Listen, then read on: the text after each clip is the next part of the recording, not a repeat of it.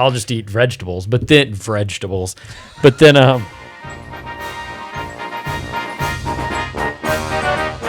Hello and welcome to the Mount Rushmore podcast. I'm Jeff, and I'm joined as always by my good friend Richard. Hello. And Michael. Howdy. Richard and Michael spend the lion's share of their waking hours debating locked in combat, intellectual combat, over the top things that represent any certain topic, the Mount Rushmore of any given topic. And this week is no different, but this week they have welcomed a guest here who's going to introduce that topic, and that guest is Mr. Scott Jones. Welcome, Scott. Hey, thanks, Jeff. Thanks, Jeff Hopkins. Hey, Scott, tell us what the topic is this time around. Today's topic is the non-Lego building toys. Okay, so what is a building toy? It's any toy that you build with, not to be flip with you. You burnt. Oh, shoot. But it wouldn't be a brick or a cinder block or masonry. Well, I mean, if you think that's a toy, then sure, that's a toy. On your own personal Mount Rushmore, if a toy is a brick, I think your beard is a toy. it's a toy. There you go. Grab me by the beard. Okay, so what? Yeah. What inspired us to? I think maybe I'm the one who picked this. Am I? You could have been, but I think we brought Scott on here because in all of our last decade plus of friendship, Scott, you've been an avid Lego maniac. Is there like a weird name for Lego people that like are there like Lego fans? There's one thing that the real Lego nerds like to point out very smugly, and I'm going to point it out, but then I'm not going to abide by it. And it's that Lego is the brand, and plural of Lego is Lego. There aren't Legos. There's Lego bricks. Okay. That's how you pluralize it. And you can say Lego as singular or plural. It means like to play, good, something. It's Danish. I don't know. Oh, so the verb is Lego too? If I want to build, I Lego? I don't know about that. That's for the... That's a bridge too far, Jeff. That's for waffles. Well, you know what might be a bridge too far is the fact that as Scott's opposition, Richard and Michael must unite. The combat they're normally mortally locked in has to go away, and they're going to call a New Year's Day truce. We have to put our two pieces together and try to build on something. And listen, unfortunately, one of us has a Lego and the other is like a Duplo. It's just not fitting. One of them's Blocko that's unaffiliated with Lego. That's a terrible Simpsons joke. Listen, it's been difficult for the past couple weeks, like us trying to figure out what exactly we're gonna. They've been fighting. Yeah, hair pulling. I would say half the time you guys agree anyway. So this is actually true. Yeah, wait a second. It shouldn't have been that difficult. Yeah. So you guys have we're home field advantage. So let's give Scott the first at bat, shall we? Yeah, the first one. These is a flawed list because Lego is perfect. This is a flawed podcast. Legos are Yeah, perfect. it fits right in. So I'm going to start easy with Lincoln Logs. Also on our list. I figured. Yeah. They're old, and then I used the abbreviation AF in case you can't cuss, because they use that on Snapchat. Old AF. Yeah. Well, I'm going to just say that. Okay. Lincoln Logs are old AF. They're lots and futuristic. And futuristic. I know, because they're still around. They're lots of fun. That was one of the things I liked about them. Everything looks like a fort, though, more or less. That's what you get. Yeah. You get a fort, and I have a guy at work who pronounces the word fart that way, and so I can't say. How does he pronounce robot? They're called the Irish. It's probably robot. He is the opposite of Irish. And the other thing I like about Lincoln Logs is that you can make a cool-ass catapult if you take a roof tile and you lay it across a 1x0, a little nubbin, and you bang on it like a seesaw, and you can shoot things at people, like your neighbor Jason Adams, who showed his butt to your sister once. all the enemy combatants in our show today are fathers or fathers-to-be, and Scott, will any of your choices be influenced by your son? No. In fact, one of the ones that I chose is a choking hazard. For sure. I headlined for a weekend at Choking Hazard in Fayetteville. I like Lincoln Logs. When I was a kid, we had them, and I think my dad would actually make Lincoln Logs for us. Like if we'd lost pieces, he would actually rustic. make them. Yeah, of course. That's cool. Yeah, it was really cool. And I remember what I did with him as a kid is you would make the fort or the cowboy house or Your dad sounds pretty lathy. Yeah. Okay. And I would actually take my Hot Wheels and then have crash them into the house to see if you could take the house down. They're great because they kind of they harken back to this weird idealistic version of America that was actually probably really fucking horrible. Yeah. Was like, we lived on the frontier and lived in a log cabin, and Abraham Lincoln was born in a log cabin. It was like, also you died of dysentery out there, and it was really effing terrible. You'll notice it was dark. Yeah, you'll notice that Abraham Lincoln got the fuck out of his Lincoln log house. He moved on up to a bigger house, big city, white one. Do you feel when you go to the Frontierland or Disneyland that you're kind of like, oh yeah, this is Lincoln log land? Yeah. Yes. Or Little House in the Prairie without the horse. I can see Lincoln Logs being popular in the 50s when there were 10 different primetime Western shows on TV. Sure. Yeah. Very good for cowboys and Indians, yeah. Not to take it on a tangent, but do you think that folks in the 50s, it's an election year, so I think of these things. When folks in the 50s harken back to the good old days when things were better, do you think like people now kind of go to the 50s? Do you think people in the 50s the 20s were like, when heroin was legal? Yeah, remember the 1880s? Remember the Great Depression? Those were the days. That's for another time. I'm sorry. So, did you guys? I did a little research on this as I want to do. Waiting. It's champing at the bit. No, it's you guys know who invented these? John Lloyd Wright. Abraham Lincoln. Frank Lloyd Wright. No, it's John Lloyd Wright. That's what I said. No, I didn't hear you because I'm ignoring you. Is that his brother? Yeah, it was his son. Oh wow. And they apparently were invented. He was living in Japan with his father while his dad was doing the Imperial Hotel in Tokyo. And the actual foundation was made with interlocking log beams. So that's where he got the idea for it. I think it's amazing. Frank Lloyd Wright was a pioneering architect who dispensed with much of the boxy shape of houses, although he did create architecture that was involved in, like on the prairie and in association with the natural environment around it. But what an idiot his son was to just take these sticks and stack them on top of each other. You proud of me, Dad? You're a fucking idiot. You're idiotic AF. Okay, guys. Scott came out strong. What's your first choice? Yeah, I guess our next one is, we first started thinking about like what does Lego do well, and you can build anything basically, but it's a set piece, and we're thinking, well, what about the Lego has like an engineering aspect of it too, with like a Technics brand. Yep. Yeah. But we're like, let's still kind of stay away from the Lego branding side. So we started working on we started thinking about K'NEX, which is a semi-erector set sort of thing. Yeah, it's like a Tinker Toys, but for a new generation. Scott really wanted to make a comment after I said semi-erector.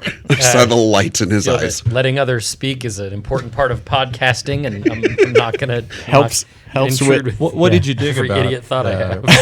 What brought you to K'NEX? Well, they're pretty interesting in that they kind of allow for a more diverse set of building. You can build anything from like they're very imaginative. Like as long as you have the right piece. I guess Legos are too, but they're very structure based. You can build a building, or you can build another building, or maybe a building. Right. No, I'm kidding. Which are we talking about? No, Lego. I was Lego, making it terrible. You can make a brooch, a pterodactyl. but with K'NEX, you can kind of do these sculpture looking things, from dragons to roller coasters. Yeah, like that look. They're the skeletal. Your brain kind of fills in the pieces of. They're very imaginative in what they can be, and you can kind of see the bones of everything. They're pretty interesting. Yeah, and then some people take like low-powered engines, like little servo engines, to kind of add mechanical moving pieces to it, or they put wheels on it. Somebody actually made a fully working K'NEX bicycle. Which I will not ride because I'm sure the thing will break immediately. You could also make like terrible versions of dogs. Just get really, really bad with them. And they are, I think, the spiritual sort of next step from Tinker Toys. Oh, it is. And they're not directly related, but they have that same sort of, you've got a base and then you put sticks and things into it and you kind of just expand it out from there. The hub and spoke system. Yeah, exactly. Okay, Scott, what's your second choice? My second is regular ass wood blocks. Whoa, that's pretty good. Taking it back, keeping it real. Just like wood blocks, sometimes they're an arch or a triangle, and this might be influenced by having a son. Oh, so not the blocks that have letters or numbers on them, like a preschool. I thought of that as well, but I like. This is a sneaky good choice. This is actually a hipster choice. You probably have like a curated mustard in your cabinet at home. It's something pickled that shouldn't be. Yes, and I don't mean like a body part. I mean like a vegetable. So like those natural edible. wood blocks. Just as wood blocks, you can get a cylinder, you can get an arch, you can get a triangle or a cone or a brick or a rectangle or a cube. I think Ayn Rand gave those to her kid too. Surely she did. What made you choose it? Just simplicity, the imagination you need to make them fun? In the process of not just searching my own history, my own brain for things I played with, but also just researching things on the internet like you do, I started seeing a lot of things that were gimmicky or gimmicky. Yeah, that's the only word I need to use. Yeah. And I thought, regular wood blocks are really cool, and they've been around forever, and I really think they teach a kid to be a builder. Yeah. We forget them because we're old. One of the aspects that I remember enjoying as a kid building things was destroying things, and regular wood blocks were great for running a car into. Super like smashing easy. a Hot Wheels into. Or I think one thing when we do discuss Lego, I almost feel like the Lego is this faith or spirituality that relies a lot on the individual's desire to believe in something and use their imagination to kind of fill in the blanks. Is it like the Force? It's like the Force. It flows around us and through us. But then Lego company also introduces Bionicle, Ninjago, like whatever, all these different things. And it feels they started branding themselves. Yeah, it feels like these things don't kind of almost betray the fundamentals of the actual religion. I agree with that. What I liked about what both of you guys just said was that it's always okay to knock over some building blocks. It's always okay to knock over the makeshift castle that you built in 5 minutes as a 3-year-old or 2-year-old.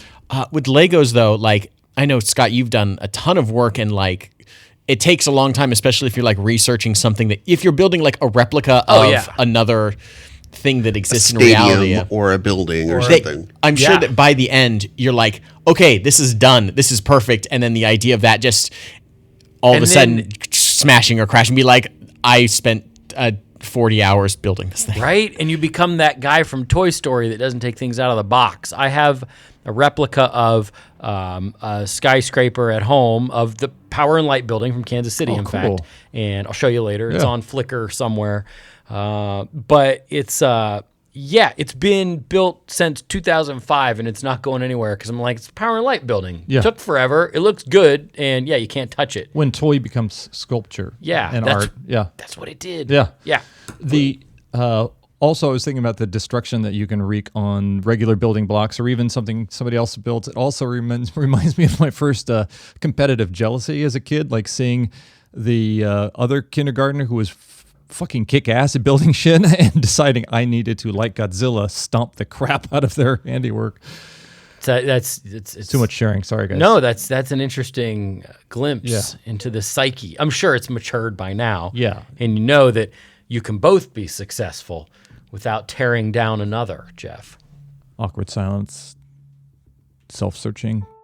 All right, it's halftime. This is the Mount Rushmore podcast, in case you just stumbled upon a random podcast and started listening. And we are going to ask you to join us in the dialogue. So we talk about stuff Michael and Richard do. This episode, we've got Scott joining us, but you can join the dialogue on Facebook, on Instagram, on Twitter, by letting us know what you think of current and past episodes, by going onto iTunes and downloading, rating, and reviewing episodes. We would love to have your voice. You can help us build the blocks of this podcast by lending your voice as far as a review and sharing this podcast with friends. Maybe post an episode out on Facebook. That would be righteous if you did that. And if you do want to suggest a topic for a future discussion, you could even send in your choices about what you think of the top 4 of that discussion. That would be pretty cool. So we are back, and our guest Scott Jones is going to let us know what his third choice is. My third choice is also flawed. It's called pixel blocks, and they're marketed as translucent building blocks.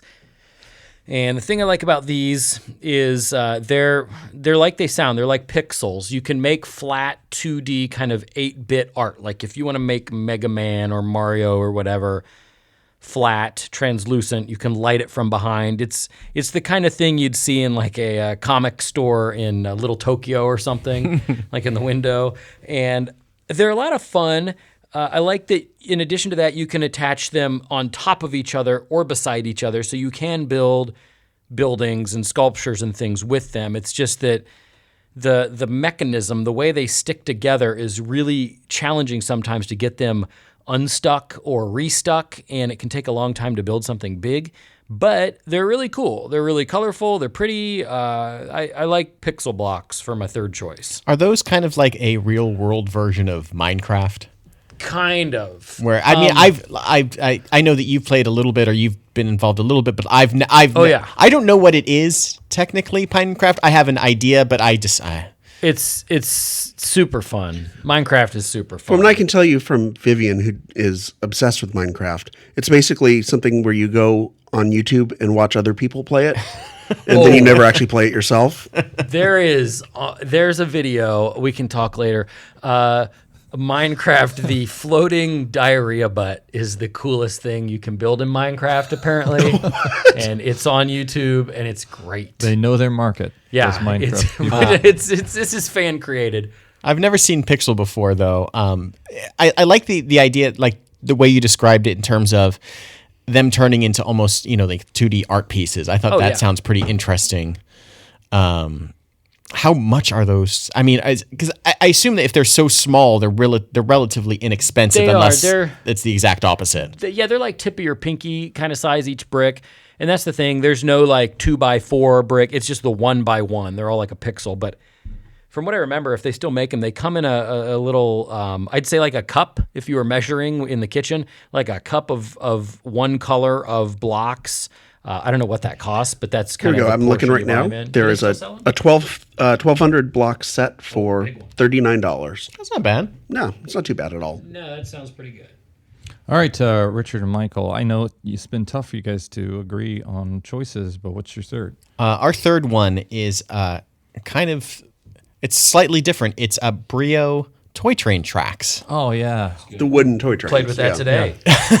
Where, we started thinking about construction, and it's not just building up and building out and building things. It's like these, you're building, like with the toy trains, you can build an almost infinite size train track that you can do everything from doing, just an oval to big loops and big, bridges that go over and under. And, I think all of us played with toy trains, magnetic toy trains growing up in some version. Sure, absolutely. I played with them in the last 4 hours.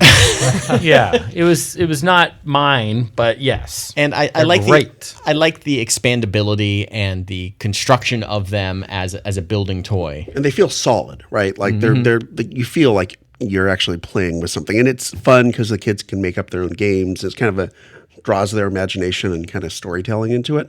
It also ticks off an important block for these things, which is it takes up 3/4 of your living room, and eventually means that you'll have no space. That's done. Yeah, I like this one a lot. Also, one of the challenges is all the BRIO stuff, I feel like, has been replaced with this Thomas the Tank Engine bull crap. F that guy. Yeah. It's the same brand, though, no, right? I don't know. I know that they I think they work together. I don't know if it's the same brand or not. It may be. The same gauge, as they say in railroads. Thank you. Thomas is weird. Thomas is a train with a face. Yeah. Thomas is terrifying. Why does he need a conductor? He's maximum overdrive. Why does he need a conductor? He doesn't. What do the conductors do? That's got to be the easiest job in the land. That's like that Eddie Murphy movie where there's another Eddie Murphy living inside of his own head. Oh. You don't need that.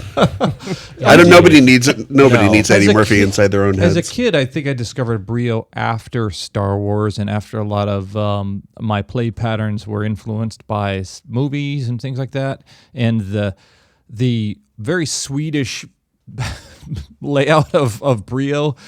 Even as a kid, I remember this feels like it's from another country or something. That's what like I thought that. of Playmobil. Yeah. I don't know if they're the same. But Oh yeah. No, they're separate. I did feel as a kid like this is like my Aunt Linda's rice cakes. It's like something that doesn't have enough flavor, but I think it's good for you. Yeah. Right. So Absolutely. there's something that was almost maybe the lack of overt stimuli that invites you to be an imaginative kid as opposed to have your all the storytelling For you.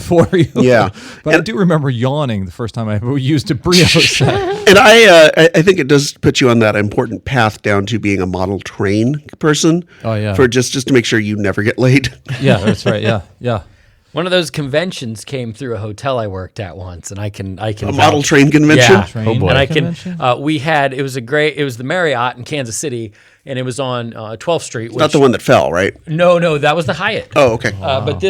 But one side you had a great view of like downtown and the skyline and things like that. The other you had the river, but also where the rail yard, which nobody ever requested that side unless the train convention was in town and they wanted to watch some coupling. Yeah. And I don't know. Can you imagine the prostitutes working that convention? Like, I gotta wear what? Yeah. You want you to blow your whistle? All right, whatever you get me $45 from. Yeah. Scott, you are about to register your fourth choice, and that is what?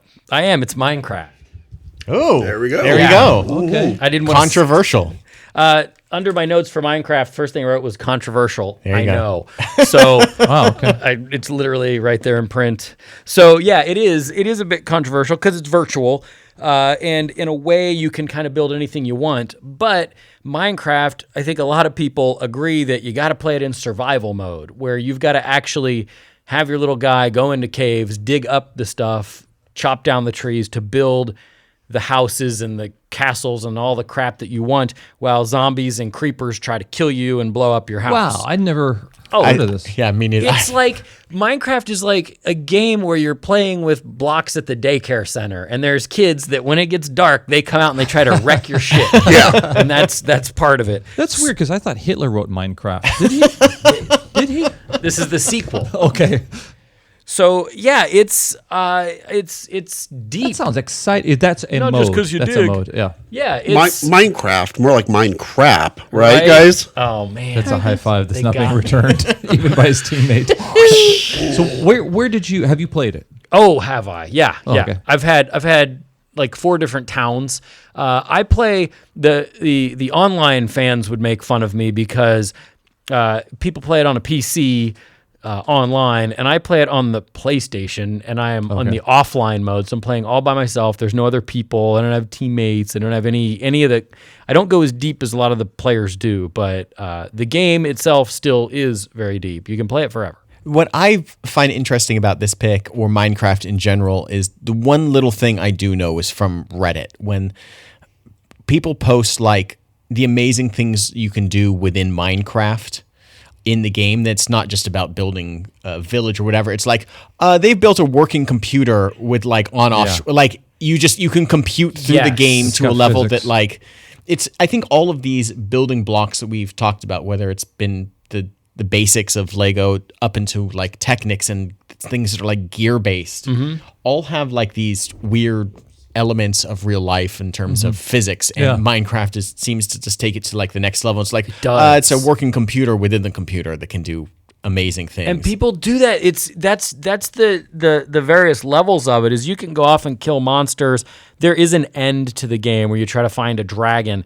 But if you're like me, you just like build houses. Yeah, because you've got creative mode, and Yeah. then you've got survival mode, but which I is do where it you in- have shit coming after you. You do, but I do it in survival mode. Like I found out things that there's things in the game that don't work like real life.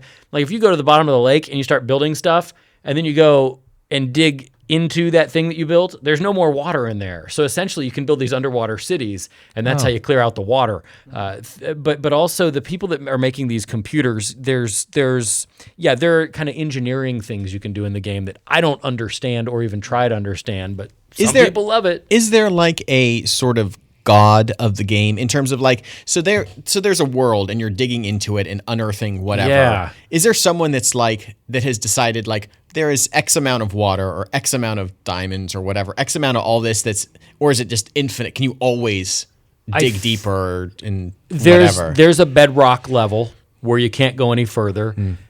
So yeah, it is finite, but it's such a big finite. That's where the lizard people that actually rule the world live That's beneath them. the bedrock that are controlling all of society. That's right. That's Yeah, what you it get is. that Okay. now. All right. The reptilians. What is the relationship now? We had an episode recently where people who are trapped in something, and my first inspiration for that was the Chilean miners. I can imagine if they were given an opportunity to play the game Minecraft, would they just throw up the controller in disgust? Have like a PTSD sort of like situation. Is there actual mining in this? Oh, game? there's Yeah. a ton of it. You go underground and you get lost constantly. The cool thing about this, though, is if you really want to get out and you haven't broken all your tools, you can just keep digging and then putting a block under yourself and jumping on it and digging, and it's a little less difficult than it sounds, but you can just dig yourself straight back up to the surface. And about 6 times out of 10 you dig yourself into the ocean and then you're stuck anyway, but yeah, it's easier to get out. And if And you can breed animals. You can. Yeah. Yeah. Have you done any animal husbandry? Animal husbandry. It sounds like Blade Runner or You something trick them. crazy. You give them a carrot and they follow you, and then you put them in a pen and they bang, and you get more of them. They don't show the banging, but you get more sheep and more cows and more anything. And you can also like trap them forever, like inside like a if you build the walls too high, Yeah, which is there's- what Vivian does sometimes, which is a little concerning. I but feel bad. I can't. You can play the game. I've tried to play the game as a vegan at times too, Oh, really? because I think, well, I don't care what this meat tastes like, so I'll just eat vegetables. But then It's Dr. for, Steve Brule. for your isn't it? health, yeah.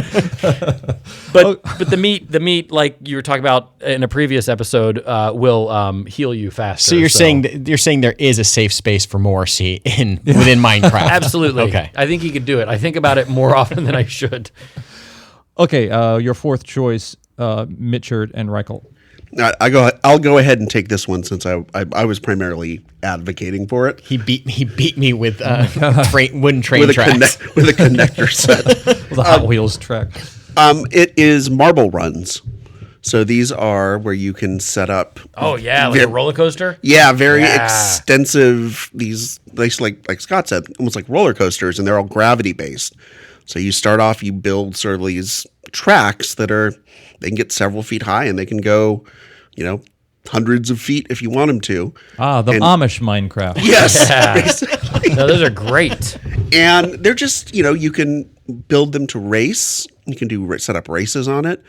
You can just set it up more as almost like a Rube Goldbergian sort of start off with the marble, and then it hits the pedal, and the paddle wheel spins, and then something else happens.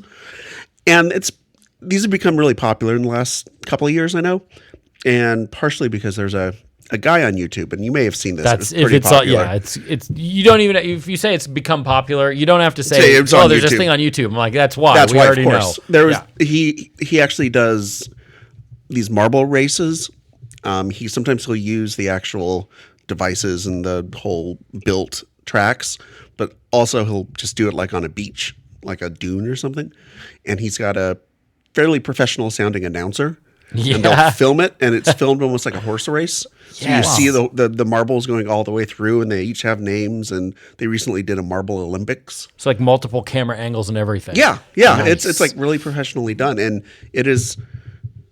I am so disappointed in myself that I find I can spend hours watching fucking marbles racing against each other, and you start getting like personally attached to them because like he'll do like a whole tournament of like 10 races, and they get points. Oh my God, when you discover the marbles started juicing and it's disqualified. Oh, it's sad. I love that you're Thomas the Tank Engine. Who's that freak? I like marbles. Give me marbles any day. Oh, that sounds cool. So this is the point where Oh yeah, that's great. this sounds great. That's one of those And then I toys can I always step wanted but never got. Like I always saw it and I'm like, you get to build the thing and you can make the roller coaster, and then I never got it. Yeah. For whatever reason. They're also horrible to step on. All of these toys seem like they were like except for Minecraft, maybe instantly embeddable in feet. Yeah. And like just an injury. Yeah. It seems like the light bright peg. I remember piercing skin. Or marbles, which you put enough of them on the floor, you go skating around like in a cartoon. Oh, yeah, until you fall. Yeah. With like a snare drum or a sound. Yeah. Right. Dennis. Yep. I saw a like an indie wrestling video pretty recently where they brought out this bag of Legos to the center of the ring. Oh, I saw this. And everyone started like booing and like, like, oh my God. And like, he picked him up and slammed him down on the Legos on his back. This is hardcore. Yeah. It was just one of those just overselling and silly. It was actually fun at PWG. Oh, those guys are good. Yeah. I love that we began and ended with Legos, but we're not quite over yet. This is the penultimate moment where I say what my choice is, and I'm going to do really quick, and that is Habitrail, one of the only building materials that you can actually run a rodent through. So good. As a kid, I had a Habitrail, and it quickly just became just the stinkiest thing in the neighborhood. Yeah. It keeps your hamster, your gerbil, and their shit inside of it. But it was always cool to see it kind of crawling along my wall, and I was kind of building a community for somebody to live, pre-Sims, pre-whatever. But that was one of my favorite things as a kid, that habit trail. So this is the moment. Scott is our guest, and we want to applaud him for joining us and thank him for having his very considered list of 4. They were Lincoln Logs, regular old building blocks, pixel blocks, and Minecraft. Were those choices enough to best Michael and Richard? Fuck yeah, they were. Especially, I like the way Scott really stuck to his profession. Scott is a filmmaker, video producer, type of image creator, and as such, he deals with pixels and blocks and things all the time. So I think it was neat that he has that in his blood, in his sensibility, an approach that involves these kind of blocks in regular building blocks, pixel blocks, Minecraft, but using them as components for creating wonderful things that tell stories. You can engage your imagination, and you can be a creator with. So, well, thanks. So great job, Scott really, Jones. Thank you. But the schmoes, Richard and Michael, I think should be applauded for actually teaming up together. Very difficult. We're done, right? We don't have to do this like this anymore? This is the first time we've teamed up like this, and it's been terrifying. What was so weird is they were at Autobots and odds until somebody said Martha, and then all of a sudden they were instantly on the same team. Richard and Michael, who teamed up this time, chose Connects, Lincoln Logs, BRIO, and Marble Runs. So that was super cool that they chose those, but they lost. They as individuals have won and lost, but they together teamed up. They can't do a damn thing together, it seems. Scott Jones is on Twitter at Ruckus Jones, RUCKUS Jones, and he's a funny guy, and he posts videos and stories and things from time to time, so follow him. And you can follow us on Mount Rushmore Pod, and on our Facebook, just Google Mount Rushmore Podcast. Yeah, there's no question mark in the handle. It's just Mount Rushmore Pod, question mark. Yeah, I'm using moronic interrogative. That's okay. Which is the upward inflection. Yeah. This has been the Mount Rushmore Podcast. I have been Jeff. I'm Richard. I'm Michael. I'm Scott.